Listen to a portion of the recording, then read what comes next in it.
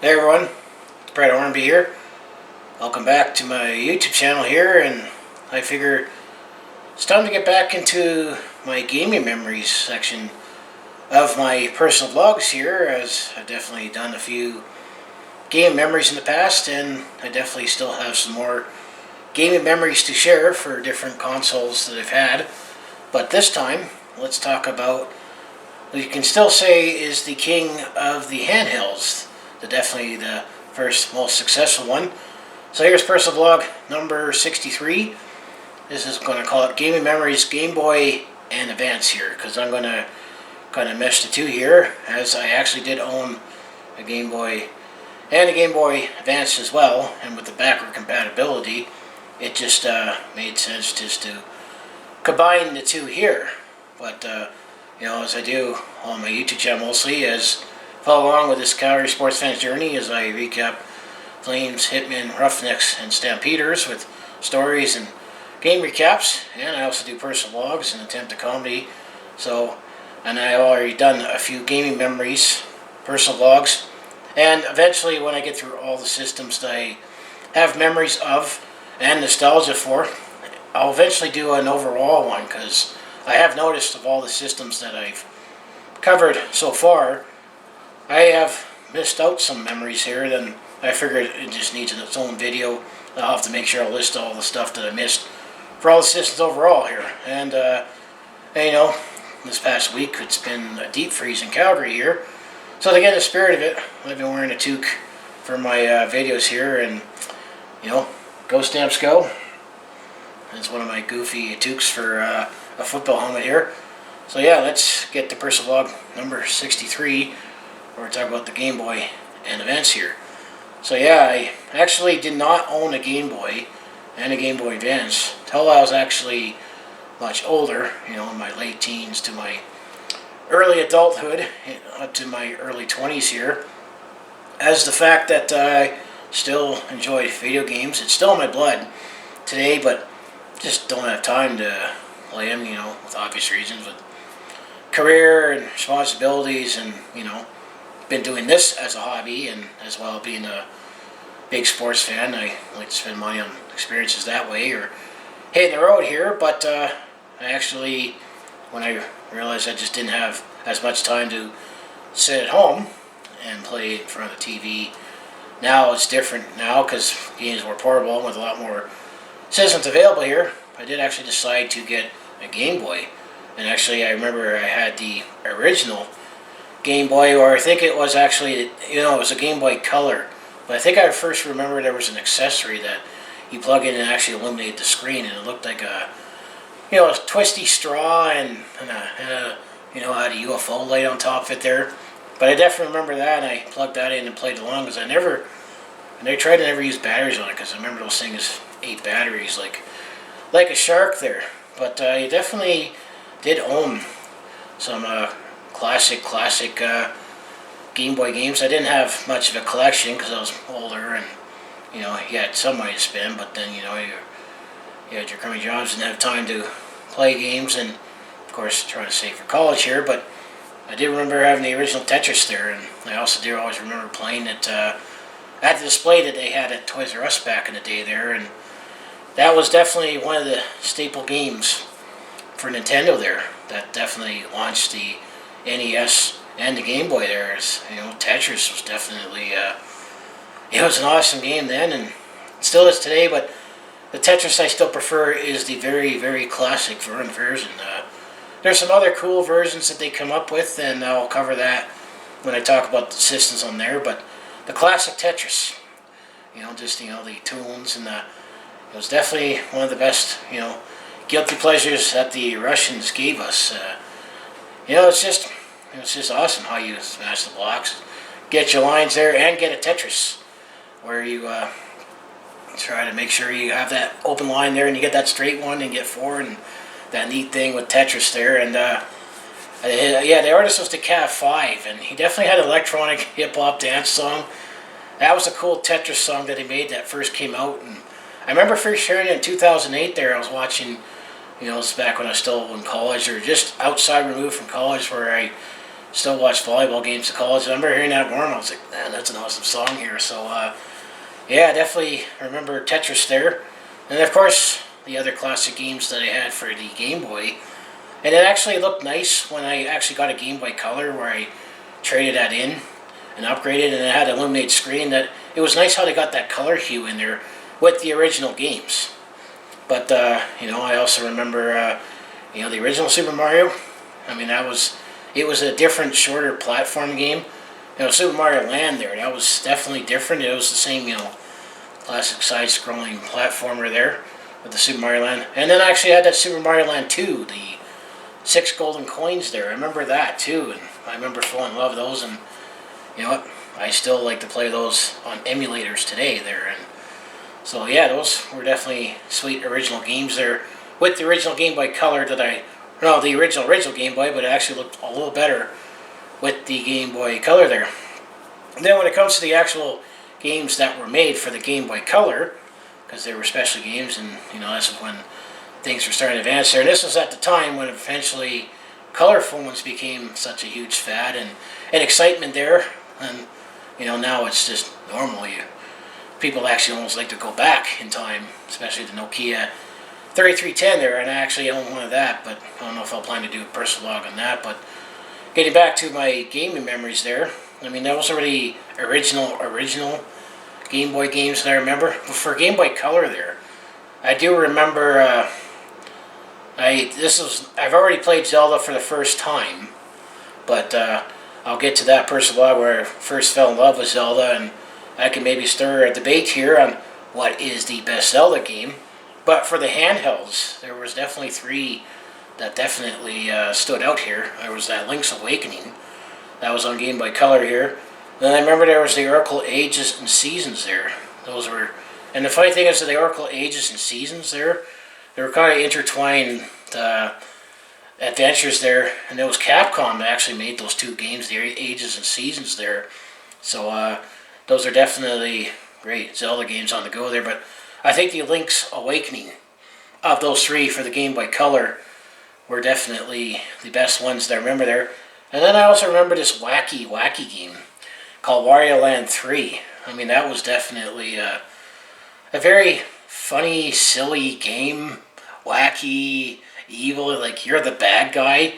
Because, I mean, Wario was one of the nemesis that one of the characters that was against Mario in the Mushroom Kingdom there. But it was actually kind of cool to be the bad guy in that game, and it was just a wacky puzzle game. And I mean, I remember spending lots of time on that, and I remember some of the I don't know if you call them power-ups, but it allowed you to advance in the game there. But I remember there was times where Wario eats a donut and then he gains 400 pounds. And that seems to happen when you get older, that you have a donut and it weighs 100 grams, but yet you gain 10 pounds and it takes a month to lose off. You have a donut there. So that game kind of exaggerates that on that point. And then there's another time that he gets hit with an anvil, and then he's this flat thing. And it's just the funny music, and you hear the ding ding. But yeah, I remember Wario Land 3. That was the one I played, and that was just a wacky, cool mesh of emotions game. I mean, it's like you're the bad guy, and it's like you want the bad guy to win, but it was a brilliant, wacky puzzler. I know he had those micro games, but the mini WarioWare games, but I never owned that. I remember briefly playing it at demos on various platforms, but I never actually owned that. But yeah, Wario, he's definitely a wacky villain that, And I know if I directed a movie there, I would like to have a wacky, villain like him. He's short, he's fat, he's funny. I can always picture you'll see it back of the chair, and the guy turns around and he goes, ah, and he has the thin pencil mustache. Wario will be that perfect villain that I want to have in an action comedy movie if I was a director, like, Steven Spielberg, for example, or Jerry Bruckheimer. That would be my perfect villain there. So yeah, Wario Land 3. I know there was 4, and then I didn't play 1 and 2, and I'm not too sure if they were on the on the original Game Boy, but I'm late to the party with this handheld here, so feel free to comment on any other games that I mentioned that you played on those platforms there.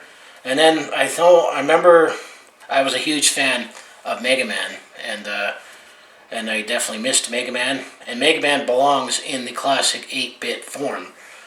I mean, I've talked about the Mega Man 7 and Super NES, and then I'm not too sure if I mentioned Mega Man 8.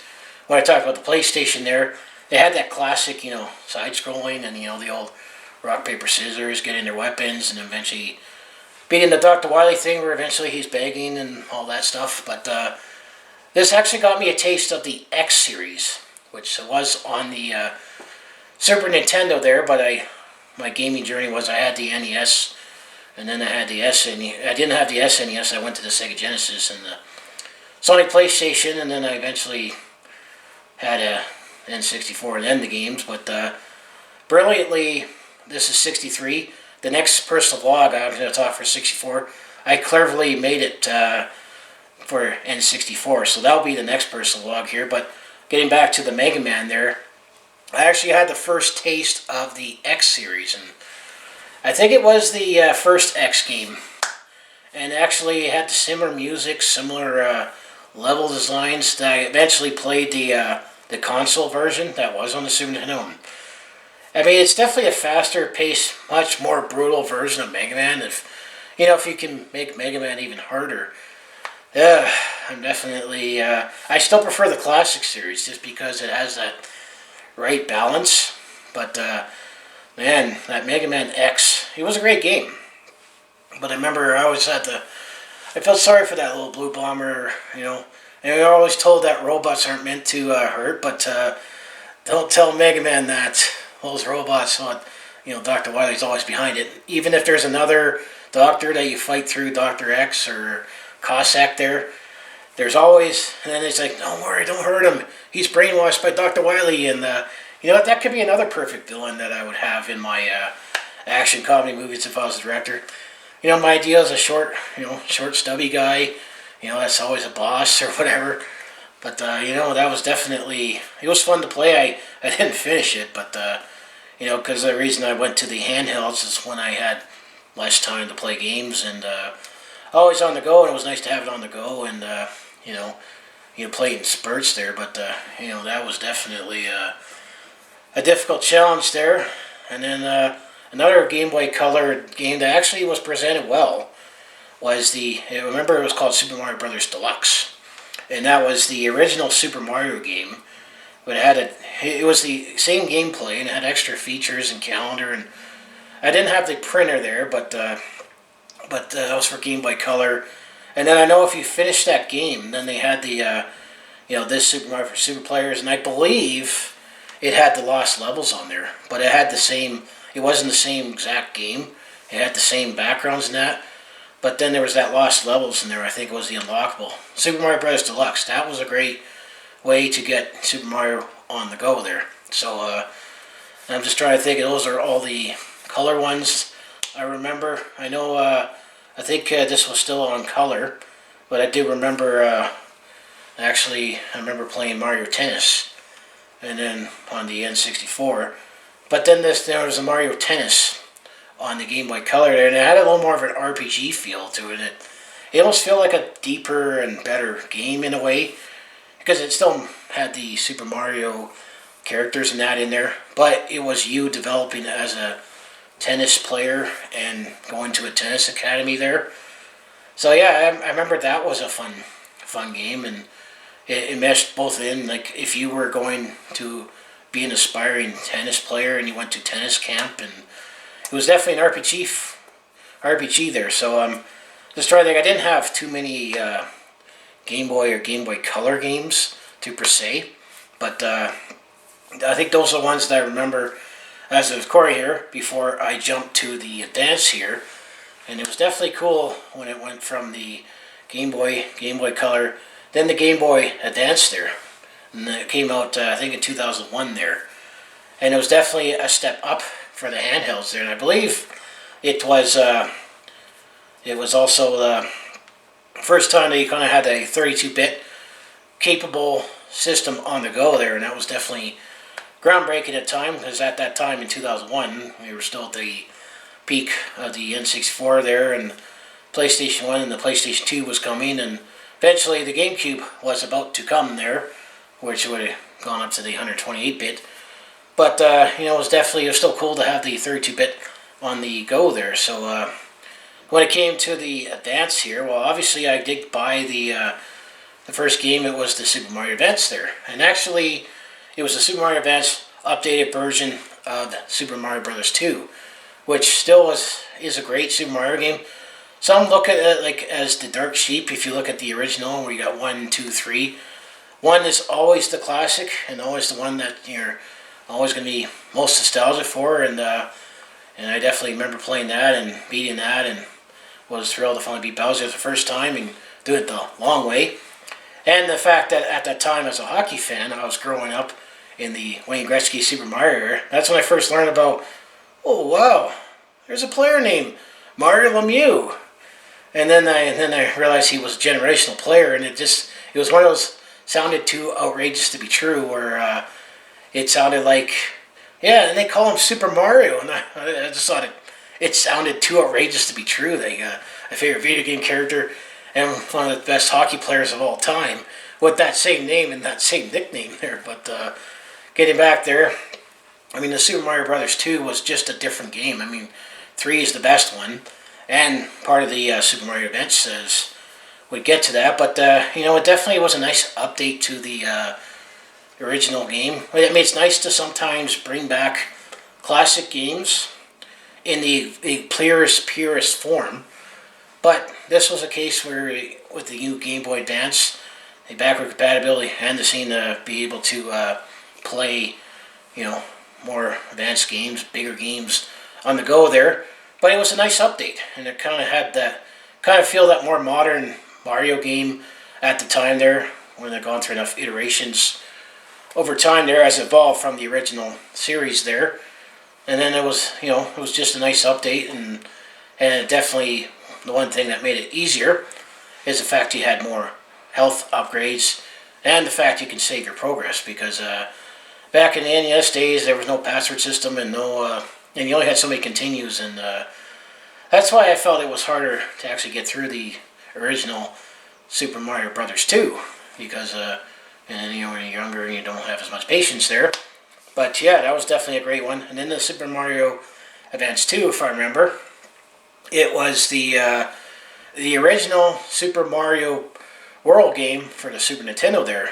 I did not own the Super Nintendo there, but I did briefly play it, and I said, man, that's a nice upgrade from the original series to the Super Mario Brothers World there when it came to the 16-bit era. But I felt it was awesome that I got this great game on the go, and that's still, I still say, even almost 30 years later, because it was 1991 that came out, it's still a sweet game, and the fact that you have the extra exits there, and I mean, the replay value is unlimited. I mean, it's that awesome of a game, still 30 years later. So if you're a younger person looking at this, that's why I'm still intrigued by younger viewers and gamers today, that I wonder what it's like when they look at the games today and looking back at the games from 30 years ago. I mean, the graphics definitely aren't there, but it's definitely you got a wider variety now that I didn't have, and now with emulators and that and Raspberry Pis, you can kind of recreate those and have those on the go there. Try to do it as legally as you can, but it's a gray area. But yeah, that was awesome there. I think the Super Mario Advance 3 was the Super Mario Yoshi Baby. But I didn't play that because I was a little too old, and I felt that was too sugary for me, being an older guy. But then, speaking of Super Mario Bros. 3 here, the Super Mario Advance 4 had the remake, a nice update to Super Mario Bros. 3 there, and it's the same old classic, side-scrolling action there, which I say, if you look at the classic series, 1 is the most nostalgic one, 2 is still a great game, despite being the Dark Sheep there. And then if you look online there, here in the North America, we got the Doki Doki Panic version of it, which is still a great game. Although the Japanese thought it was too difficult for us to have the lost levels there, and there's many documentaries on why we got that version here. And then eventually that US version went to Japan, so they kind of had the best of both worlds there. But getting back to the Super Mario Advance 4 there, like I said, the Super Mario Brothers 3 remake of there was definitely a nice remake there. So that was all the Super Marios that I remember playing on the Game Boy Advance there. I also remember playing F-Zero. That was a speed racing game on the Game Boy Advance there. I don't think it was as good as the Super Nintendo version there that I played over, friends' houses here and there. But I remember having that. It was a nice, futuristic, fast-paced game there for F-Zero there. And then the other reason that I also liked the Game Boy Advance is I am still a sucker for, old retro classic games there. So, of course, I had to have the Namco Museum where you have the Pac-Man and, Mappy, Dig Dug, Xevious there. And I also remember there was at the Glenfir Lake Resort there. There was an arcade there. This was 25 years ago. Almost, believe it or not. And I'm getting old here. But there was it's one of those RV camper resorts there, and it's near between Hesfield and Bowden there. And I remember, my grandparents had a lot there, and although looking back, it was all right, but you're on this resort and there's not as much to do there, and most people there either were older couple or younger families with young kids, and myself and my sister were teenagers at the time, and teenagers, stubborn, bored, blah blah blah. But I remember there was an arcade in that building there, and I got hooked on that Frogger game, that original Frogger. Trying to bounce the frog into the lily pads and that. So, and it was Konami that made it, and so I remember buying a Konami Classics edition, and I bought it there just for the Frogger alone. But I remember it had Scramble and Defender and had Russian Attack.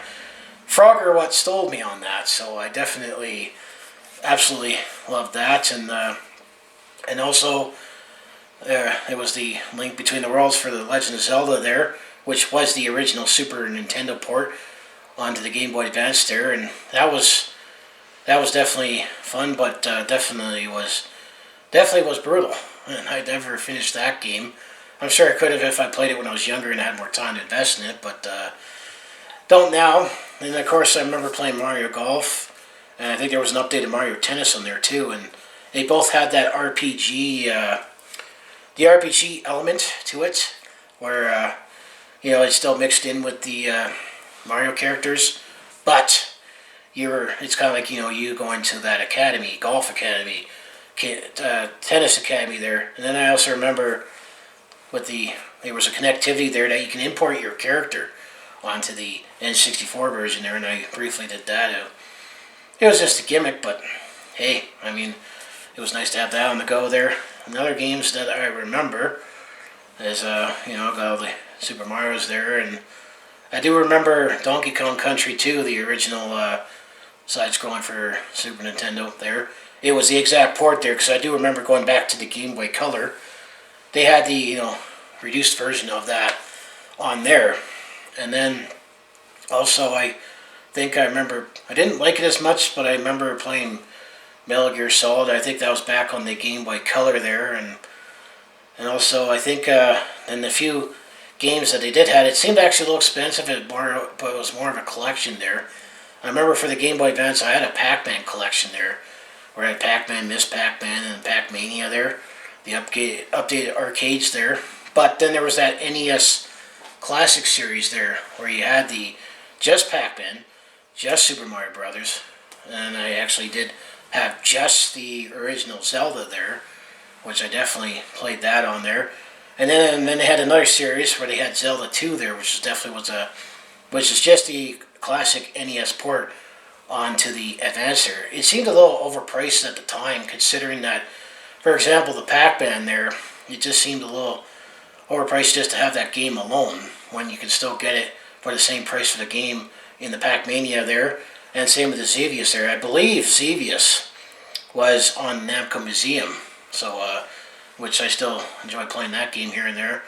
And then the Namco Museum, you got your Mappy, your Dig Dug, your Pac-Man, and then Xevious there. And I also remember Rally X. I became a sucker for that. For Rally X. The new one was a little easier, but the classic one still just as good there. But yeah, that's definitely all the gaming memories that I have for the handhelds here, both the Game Boy, the Color, and then off to the Game Boy Advance there. Oh yeah, I guess I also remember playing the Metroid games. I think there was Metroid Fusion, and I forget the other Metroid there, but it was kind of a remake, updated again with the Super Marios. It was an updated version of the original Metroid there, and it was actually easier, and that's just at the time when there was more Game Stops or Electronics Boutique that we have up here in Canada here, that I was talking to the staff there, and they said basically it was kind of an updated, dumbed-down version of the original Metroid there, and I forget which one it was. I think there was Zero Mission and Fusion, and one of them was the original, like a brand new original Metroid there, but one of them was kind of just the updated version. I actually did finish the version on the Game Boy Advance, but I never remember finishing it on the original, and it wasn't until then that I remember. Because I always thought, the hero was always a man there. That's when I finally remembered. I was late to this party. I didn't have Metroid when I owned it. I remember briefly playing it, at a friend's house there, but that's when I remembered it was a woman that was here playing in Metroid there. So I know I was late to the party for some of these things, but I was all over the place with my games, but it allowed me to try different systems there. But yeah, I just had my little taste of the handhelds here, and this was kind of like my very, very last roll. I still had some more older modern systems here, but as you get older, you just have less time to devote to games there. But I'm going to say, feel free to comment what are your gaming memories with the Game Boy, Game Boy Color, Game Boy Advance here, and I'm sure I'll think of titles after the fact when I record that I missed out on, but I'll make that video where I just summarize everything up from all the systems here. But yeah, before I get going there, I also remember Sonic Advance there too, because I was thinking of Sega and all the other systems there. I remember the first Sonic that I played actually was Sonic Advance 3, and that's where I learned about all the other characters there. That was an awesome, and that was at the time where after Sega had their Master System, the Genesis there, and then they tried to hang on to the Genesis with the CD, the 32X there. Then eventually they had the Saturn and the Dreamcast there, and then they expanded too quickly, and that's when they crashed. And then eventually they dedicated just to software. So that's why eventually you saw Mario and Sonic on the same platform. That was definitely unheard of in the early 1990s. They were enemies, but now they're together. And I remember playing Sonic 3 on there, and I remember one character named Cream, and she was awesome. She definitely kicked ass in that side-scrolling, and I don't remember what also made her awesome, but she was awesome to use if you didn't want to play Sonic or Tails or Knuckles the Enchina there. So I had to throw that in there, because I would be kicking myself if I missed that in this video here. But I think that's all the Game Boy Advances that I have. I'll do a separate video where I'll talk about the DS and the 3DS, because I kind of look at that as a new era, and I'll mesh that together as well, or separately. I'll have to look at my list there, but I'll just say once again, feel free to comment what's your memories with those handhelds here, and you can still think, all things considered, they were the king of handhelds here, despite the competition from Sega Game Gear and the PlayStation Vita there, which I definitely, or the PlayStation Portable there. The Vita still had a nice long run. I didn't get a Vita, just a lack of time, more expensive, and not as interested in it, but I definitely have my PlayStation game memories where I talked about the PlayStation 1 and the PlayStation Portable there, because the PlayStation Portable is pretty much the handheld version of PS1 there. So yeah, what's your game memories here? So yeah, of course, if you enjoy everything I do on my YouTube channel, these are one of the things I do, personal vlogs, talk about anything, and I definitely have had some gaming memories here, and I already kind of let the cat out of the bag here. The next one for 64, I'll be talking about the Nintendo 64. Yes, I meant to do that. So that will be the next one there. I've already talked about, the Nintendo, which that's the system I'm the most nostalgic for. And then I talked about the Super Nintendo, Sega Genesis, and the PlayStations there. And I'll talk about later ones later on here. So, but I mostly do Calgary sports, Home of the Flames, Hitman, Roughnecks, Stampeders, or do game recaps, stories, and that. So if that sounds like everything you would like to watch here, just make sure you hit like, subscribe, hit that bell icon to follow along this Calgary sports fan's journey here. So yeah, as I always say, well, in this case, I have my Stampeders helmet on. Go Stamps go! And I'll see you in the next video there, and hopefully I bring back some nostalgic gaming memories for you, or maybe you still have the system and those games yourself, either in emulator form or in original form. So I'll see you in the next video.